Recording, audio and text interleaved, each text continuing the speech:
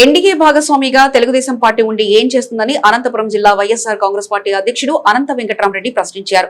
ఉపాధి హామీ కూలీల హక్కుల కోసం సిపిఐ ఏపీ వ్యవసాయ కమిటీ సంఘం ఆధ్వర్యంలో బండపల్లి వరకు చేపట్టి పాదయాత్రకు వైసీపీ నేతలు సంఘీభావం తెలిపారు. శ్రీ సత్యసాయి జిల్లా బత్తనపల్లి మండలం లింగారెడ్డిపల్లి క్రాస్ వద్ద సిపిఐ జాతీయ కార్యదర్శి రామకృష్ణ, రాష్ట్ర కార్యదర్శి ఈశ్వరయ్యను, అనంతతో పాటు మాజీ మంత్రి శైలజనాథ్, కళ్యాణదుర్గం, ధర్మవరం నియోజకవర్గాల సమన్వయకర్తలు తలారి రంగయ్య, కేతిరెడ్డి వెంకట్రామరెడ్డి, అనంతపురం మాజీ మేయర్ వసీం తదితరులు కలిసి సంఘీభావం తెలిపారు. లింగారెడ్డిపల్లి క్రాస్ నుంచి అనంతసాగరం వరకు పాదయాత్రలో పాల్గొన్నారు. ఈ సందర్భంగా అనంతసాగరంలో ఏర్పాటు చేసిన సభలో అనంత వెంకట్రామరెడ్డి మాట్లాడుతూ కేంద్రం కొత్తగా తెచ్చిన బీబీజీ రామ్జీ చట్టం వల్ల రాష్ట్రంపై పెద్ద ఎత్తున భారం పడుతుందని, కొత్త చట్టాన్ని రద్దు చేయాలని డిమాండ్ చేశారు. గతంలో ఉపాధి హామీ పథకానికి 90% నిధులు కేంద్రం అందించేదని తెలిపారు. కొత్త చట్టం ప్రకారం కేంద్రం 60%, రాష్ట్రం 40% నిధులు భరించాల్సిన పరిస్థితి వచ్చిందన్నారు. దీనివల్ల రాష్ట్ర ఖజానాపై పెనుభారం పడుతుందన్నారు. పాత పద్ధతిలోనే ఉపాధి హామీ పథకాన్ని కొనసాగించేలా కేంద్రంపై ఒత్తిడి తీసుకురావాలని డిమాండ్ చేశారు. హక్కులను హరించేటప్పుడు మౌనంగా ఉండడం సరికాదన్నారు. ఈ రాష్ట్రమే భారతదేశ ప్రభుత్వం అని కూడా తీసుకోవడం, ఆ రోజు ఇక్కడ ఈ రాష్ట్రంలో నెలకొన్న పరిస్థితుల్లో కారణమైతే, మరీ ముఖ్యంగా అనంతపురం జిల్లాలో నెలకొన్న పరిస్థితులు, ఆ రోజు ఉన్న ముఖ్యమంత్రి డాక్టర్ వైఎస్ రాజశేఖర రెడ్డి గారు కూడా చొరవ తీసుకొని, మరీ ముఖ్యంగా వ్యవసాయ శాఖ మంత్రులుగా ఉన్న రాజశేఖర క్యాబినెట్ వ్యవసాయ రఘువీరెడ్డి గారు ఈ జిల్లా వాసి, అప్పుడు అందరూ కూడా చొరవ తీసుకొనే ఈడ నార్పల్ మండలంలో బండ్లపల్లిలో కూడా ఇవన్నీ కూడా ప్రారంభం చేశాం. కాబట్టి దీన్ని వెంటనే పునరుద్ధరించాలి. యథాతథంగా ఆ రోజు పార్లమెంటు చట్టం చేసి మొదట ప్రారంభించడం, దాన్ని అలాగే పునరుద్ధరించాలని చెప్పుకుంటూ ఈరోజు సిపిఐ వాళ్ళు చేస్తున్న దానికి సంపూర్ణమైన సహకారం ఇవన్నీ కూడా చేస్తాం.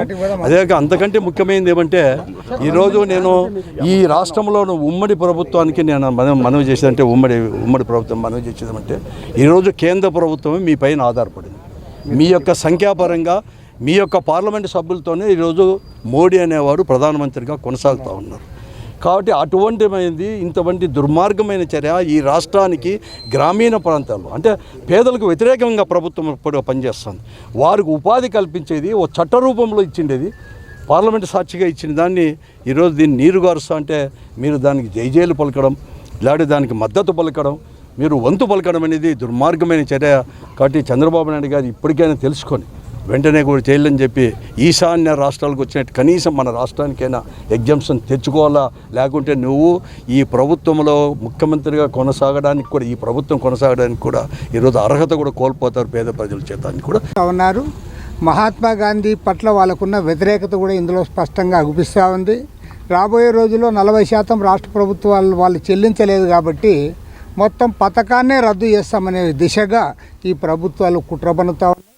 కాబట్టి వాళ్ళ మహాత్మా గాంధీ గ్రామీణ ఉపాధి హామీ పథకాన్ని ఎక్కడైతే ప్రారంభించారో ఆ ప్రారంభించిన బండ్లపల్లి వరకు కూడా ఇవాళ పాదయాత్ర చేస్తూ ఉన్నాం. ఇది దేశవ్యాప్తంగా కూడా దీన్ని టేకప్ చేయడానికి త్వరలో ఢిల్లీలో కూడా సమావేశం కాబోతూ ఉన్నాం. ఢిల్లీ నుండి అన్ని రాష్ట్రాల్లో కూడా, ప్రతి రాష్ట్రంలో ఉన్న అన్ని రాజకీయ పార్టీలు కూడా స్పందించాలి. ఇవాళ మన రాష్ట్రంలో ఇప్పటికే కాంగ్రెస్ పార్టీ, వైఎస్ఆర్ కాంగ్రెస్ పార్టీ, వామపక్షాలు అందరూ కూడా స్పందించారు.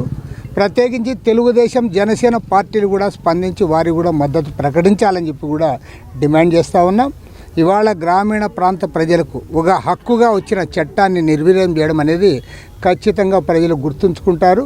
రాబోయే రోజుల్లో ఈ ప్రభుత్వానికి తగు బుద్ధి చెప్తారు. ఇవాళ నరేంద్ర మోడీ ప్రభుత్వం కార్పొరేట్లకు ఊడియం చేయడానికి, వాళ్ళ ఆస్తులు పెంచి పోషించడానికి, వారికి కారు చౌకగా లేబర్ లభించేటట్లు చేయడానికే ఈ పథకాన్ని నిర్వీర్యం చేస్తూ ఉన్నారు. గ్రామాల నుంచి పెద్ద ఎత్తున కూలీలందరూ కూడా వలసలు పోతే పట్టణాల్లో, నగరాల్లో వాళ్ళకి అతి తక్కువ వేతనాలకు పనిచేసే లేబర్ దొరుకుతున్నారనే ఒక దురుద్దేశంతోనే ఈ పథకాన్ని నిర్వీర్యం చేస్తూ ఉన్నారు. కాబట్టి ఇవాళ మేమందరం కూడా గట్టిగా నిలబడి చేస్తూ ఉన్నాం. ఈరోజు ప్రత్యేకించి ఆ పథకాన్ని ప్రారంభించినప్పుడు జరిగిన ప్రారంభ సభకు అధ్యక్షత వహించిన అనంత వెంకటరామరెడ్డి గారు, అప్పుడు పీడీగా ఉన్న రంగయ్య గారు, అదేవిధంగా శైలజానాథ్ గారు అప్పుడు ఈ ఎమ్మెల్యేగా ఉన్నారు బండ్లపల్లి ఆ ప్రాంతంలో. కాబట్టి వీరందరూ కూడా ఇందులో హాజరయ్యారు. మన ధర్మవరం మాజీ ఎమ్మెల్యే కూడా ఇవాళ సంఘీభావం తెలియజేయడానికి వచ్చారు.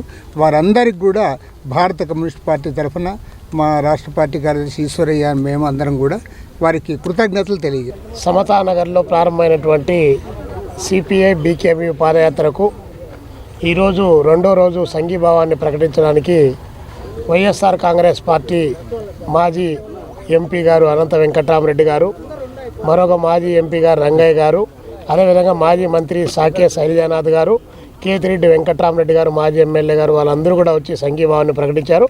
వారితో పాటు ఫార్వర్డ్ బ్లాక్ మరొక కమ్యూనిస్ట్ పార్టీ నాయకులు సుందరరామరాజు గారు కూడా సంఘీభావాన్ని ప్రకటించారు.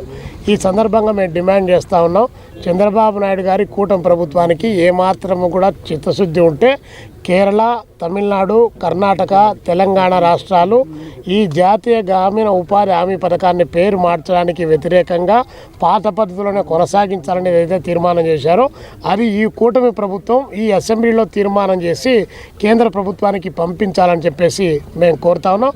చంద్రబాబు నాయుడు గారు ఇప్పటికే 3,24,000 కోట్ల రూపాయలతో రాష్ట్రాన్ని అప్పుల కుప్పగా మార్చారు. మళ్ళీ రాష్ట్ర ప్రభుత్వం 40% భరించడం అంటే అది సాధ్యం కాదు. కాబట్టే కేంద్ర ప్రభుత్వం చాలా తెలివిగా దీని పథకం పేరు మార్చడంతో పాటు ఈ పథకానికి రాష్ట్ర ప్రభుత్వాలే చేత కాలేదని చెప్పి వారి ద్వారా చెప్పించి దీన్ని బంద్ చేయించడానికి కావాల్సినటువంటి ప్రయత్నం జరుగుతుంది. ఇది ఖచ్చితంగా గ్రామీణ కూలీలకు కానీ పేద రైతాంగానికి సంబంధించి వలసపోతున్నటువంటి వారి యొక్క కుటుంబాలకు సంబంధించి తీవ్రంగా నష్టం కలుగుతుంది. ఈరోజు అనంతపురం లాంటి జిల్లా లేదా రాయలసీమ లాంటి జిల్లాలు, ఉత్తరాంధ్ర లాంటి జిల్లాల్లో వలసలు ఆగిపోయాయంటే కారణం ఈరోజు జాతీయ గ్రామీణ ఉపాధి హామీ పథకం. ఈ పథకాన్ని ఎత్తేస్తే మళ్ళీ కేరళ, బెంగుళూరు ఇలాంటి ప్రాంతాలకు కడుపు చేతపట్టుకొని పోవాల్సినటువంటి పరిస్థితి వస్తుంది. కాబట్టి దీన్ని కేంద్ర ప్రభుత్వం, రాష్ట్ర కూటమి ప్రభుత్వం కూడా ఖచ్చితంగా ఆలోచించి దీనిపైన నిర్ణయం తీసుకోవాలని చెప్పేసి ఈ పథకాన్ని అందులో మహాత్ముడి పేరు తొలగించడానికి దాని వెనుక రాజకీయపరమైనటువంటి సైద్ధాంతికపరమైనటువంటి కుట్ర దాగి ఉంది.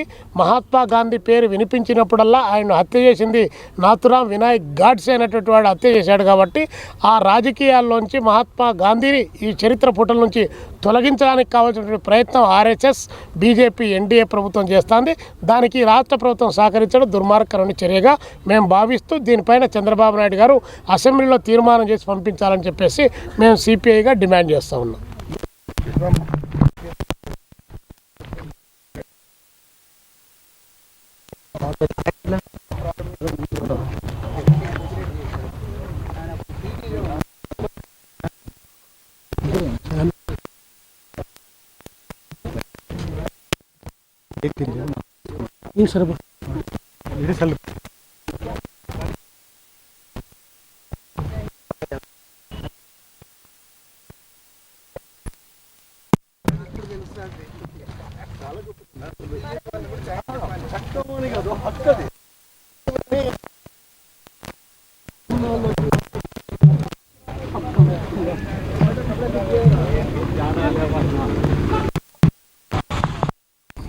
ఈరోజు ఉపాధి హామీ చట్టాన్ని నీరుగార్చినందుకు, ప్రజలకు ఇబ్బందులు పెడుతున్నందుకు దానికి వ్యతిరేకంగా అన్న రామకృష్ణన్న సిపిఐ తరపున పాదయాత్ర చేస్తున్నారు.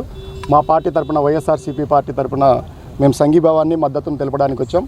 ఈరోజు కూడా దేశవ్యాప్తంగా చూస్తే ఏదైనా పార్లమెంట్ నుంచి నేరుగా గ్రామాల్లో ఉండే కూలివాడికి డబ్బులు వస్తున్నాయంటే ఒకే ఒక పథకం, అది ఎన్ఆర్జీఎస్ఏ. దాన్ని మార్చడం అనేది చాలా తప్పు. ఇంకొక విషయం ఏమిటంటే ఎన్ఆర్జీఎస్ చట్టం వచ్చిన తర్వాతనే బ్రిటిష్ హయాంలో ఉన్న చట్టాలకు కూడా జీవం వచ్చిందని ఒక ఆఫీసర్గా నేను చెప్పదలుచుకున్నాను. ఇక్కడ ఎన్ఆర్జీఎస్ స్టార్ట్ అయిన తర్వాత దాని ఇంప్లిమెంటేషన్ ఆఫీసర్గా బహుశా దేశంలో రికార్డుల ప్రకారం కూడా మొదటి జాబ్ కార్డు మేమే ఇచ్చి ఉంటాం. ఒక ఆఫీసర్గా, ఎన్ఆర్జీఎస్ ఆఫీసర్గా నేనే ఇచ్చి ఉంటాను. ఈ సందర్భంగా నేను చెప్పదలుచుకుంది ఏంటంటే ఆడ మగకు సమాన వేతనాలు కానీ, equal wages act, compensation act కానీ, అంటే ఏదైనా దెబ్బలు తగిలితే నష్టపరిహారంగా ఇచ్చే యాక్ట్ కానీ, లేదా కనీస వేతనాల చట్టం మినిమం వేజెస్ యాక్ట్ కానీ, ఎప్పుడో 98, 1948, 32, 1972 ఉన్న చట్టాలకు కూడా ఈ చట్టం ద్వారానే జీవం వచ్చింది. ఈ చట్టం వచ్చిన తర్వాతనే ఇక్కడ ఆడవాళ్ళకి కూలీల వేతనాలు పెరిగినాయి. ఈ చట్టం వచ్చిన తర్వాతనే ఎక్కడైనా దెబ్బలు తగిలితే నష్టపరిహారం ఇచ్చేది. అంతేకాకుండా ఈ చట్టంలో ఉన్న గొప్పతనం ఏంటంటే ఇది ఒక డిమాండ్ డ్రివెన్. వాళ్ళు అడిగినప్పుడు పనులు ఇవ్వాలా, అది 14 రోజుల లోపు ఇవ్వాలా. 14 రోజుల లోపు ఇవ్వలేకపోతే దానికి కాంపెన్సేట్ చేయాలా. అట్లాంటి గొప్ప చట్టాన్ని భారతదేశమే కాదు, ప్రపంచంలో ఏ పార్లమెంటు కూడా పెట్టింది లేదు. అంత గొప్ప చట్టాన్ని ఇన్ని రోజులు సమర్థవంతంగా నడిపిన తర్వాత ఈ ప్రభుత్వము దాన్ని నీరుగారుస్తూ ఉంది. ముఖ్యంగా ఆంధ్రప్రదేశ్లో ఉండే కూటమి ప్రభుత్వం దీని వైపున ఆలోచన చేయాలి. ఇంకొకటి ఏంటంటే ఇది ఒక దుర్మార్గమైన పద్ధతి. ఏదైనా సెంట్రల్ సెక్టార్ స్కీమ్స్ అన్నీ కూడా 100కు 100% ఆ రోజుల్లో ముఖ్యంగా కూలీలకు ఇచ్చే డబ్బుల్లో 100కు 100% కేంద్ర ప్రభుత్వం భరించేది. దాన్ని నీరుగారుస్తూ 75-25 పెట్టారు. ఇప్పుడు మరింత నీరుగారుస్తూ 60-40 పెట్టారు. ఎంతో బడ్జెట్లకు ఇబ్బందులున్న రాష్ట్ర ప్రభుత్వాల్లో 40% మొత్తం బడ్జెట్ మీద భరించాలంటే అయ్యే పని కాదు. ఈ రాష్ట్రంలో ఈ ముఖ్యంగా జిల్లాలో 100 కోట్ల రూపాయలు పేదవాడికి చేరేటివి ఎక్కడ నేరుగా పార్లమెంట్ నుంచి వచ్చి ఎలాంటి ఆస్కారం లేకుండా ఇబ్బందులు లేకుండా. అందువల్ల ప్రజలందరూ దీన్ని అర్థం చేసుకోవాలి. అర్థం చేసుకొని పెద్ద ఎత్తున ఒక ప్రజా ఉద్యమాన్ని నిర్మించాలి. ఏదో రైతులకు ఇబ్బంది అవుతున్నప్పుడు ఢిల్లీ హర్యానా ప్రాంతాల్లో ఎలాంటి అయితే ఉద్యమాలు వచ్చి దాన్ని నిలబెట్టుకున్నామో పేద ప్రాంతాలైన ముఖ్యంగా గ్రేటర్ రాయలసీమలో ఉండే ఇబ్బంది ఉండంటే నెల్లూరు పశ్చిమ ప్రాంతాల్లో కానీ రాయలసీమ వలసలకు వెళ్తున్న ప్రాంతాల్లో కానీ శ్రీకాకుళం వైపు ఉత్తరాంధ్రలో ఉండే పేదలందరూ కూలీలందరూ కూడా దీనికోసము రోడ్లు ఎక్కాలని నేను మనసారా కోరుకుంటున్నాను. ఇది రక్షణకు వచ్చిన చట్టము. ఇది దాటిపోతే ఇంకా ఏ డబ్బులు కూడా మన పేదవాళ్ళకు వచ్చే అవకాశం లేదు. కూలీలకు వచ్చే డబ్బులు వచ్చేదాన్ని నేరుగా పార్లమెంట్ నుంచి పంచాయతీకి వచ్చే డబ్బులు ఇవి. దీనికోసం మనం పోరాడాలా. అంతేకాకుండా ఇంత